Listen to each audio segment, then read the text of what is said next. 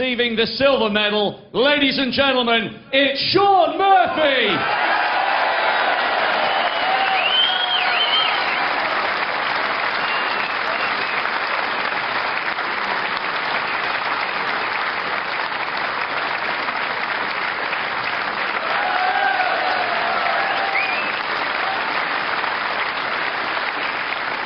And the winner, receiving the championship trophy and the title, 2009 Betfred.com World Snooker Champion, ladies and gentlemen, John Higgins!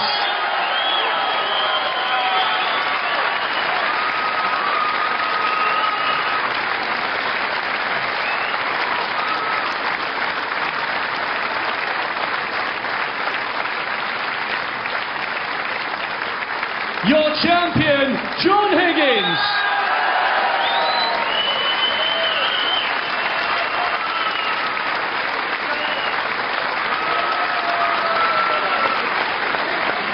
Great atmosphere inside the Crucible. Always like this on final night, John.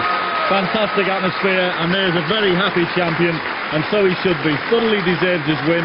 His performances all the way through have been, as you said, Ray, tough as nails. Nobody deserved it more. He's alongside good company, as you were saying, Steve, isn't he? 3 times or more, yourself, Hendry, O'Sullivan, now Higgins. Well, I think possibly we're seeing the player who in the history of the game is the most complete all-rounder the game has ever seen. And there's been some fantastic players here. There's been talk about in 5 years' time John Higgins may not be in the top 8 from some of the experts. I think he'd be around for a lot longer to come. We hear a lot about the new kids on the block, and they're great players, but Higgins is going to give them a run for the money. Listen, nobody is more astute tactically, nobody tries harder, nobody is a better all-round match player. If you have those qualities, you're going to find yourself in a lot of winners' enclosures. Yeah, the level of this performance, given it's against Shaun Murphy, who's the UK champion and a terrific player and some number 3 in the world, to beat him that well is testament to John's performance. Yes, and I think that's why he's going to be around for a lot longer and possibly have a more lifespan than a lot of other players. Obviously against Mark Selby, what a fantastic match by both players. I think either could have won this tournament, but John Higgins showed his character, and to pull it out against Jamie Cope in the round before, he really has deserved this tournament. I think you could hear in his voice and see in his eye that Murphy plans to be back here on many, many more occasions. He'll come back, I'm sure he will do. He just have to hope that when he comes back, he's not playing somebody who plays match play like that, because it was very high quality standard match play from John Higgins. The Higgins clan are terrific, aren't they? And this must be a very special moment for you all when this happens and the family's all around you. Fantastic for him. His little lad there, Pierce, has been jumping up and down. He's been dying to get on there with his dad. Great scenes.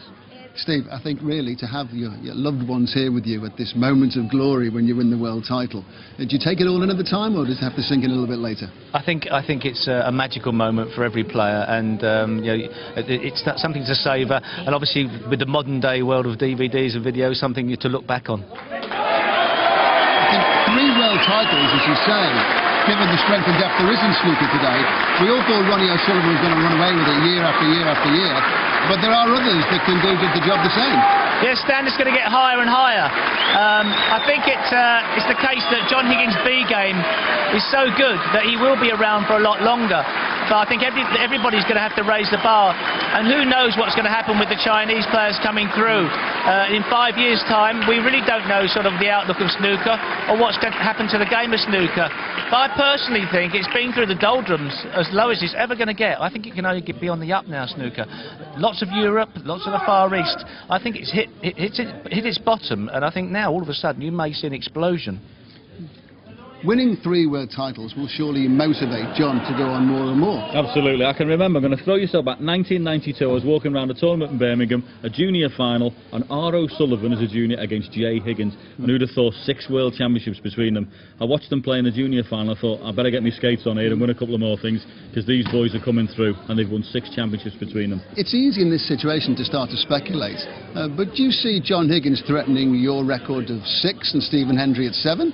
Well, the same was said of Ronnie O'Sullivan, and of course I think they are capable of getting that. But it depends on effectively how much they want to dedicate the rest of their years to, and it will get harder. I think fitness may become even more of an issue in years to come, but from their perspective it's about their mindset, whether they want to put in that 100% effort. At the moment you see John Higgins and Ronnie O'Sullivan doing that, if you take your foot off the gas, you may find you're out of the top 16, out of the top 32. You'll also need a little bit of luck, Ray, as well. There's matches there that were 13-12. They could go one way on a kick in a final frame, you just don't know. There's a lot of luck involved now because the standards are so high, one ball here and there can make the difference whether you're in or out. Do you think it's significant too that the Crucible, it's been signed for another 5 years, it always plays its part in the championship, this arena itself with the twinkly lights and the unique atmosphere? Yeah, well, I just don't think it should leave this place, and I've got a feeling it won't, but who knows what the future is for snooker. Well, that is just about it. This World Championship brings the curtain down on a snooker season and this World Championship. In a few months' time, the balls will be re-racked, and when they are, the person introduced as the World Champion will be John Higgins. From us all at the Crucible, good night.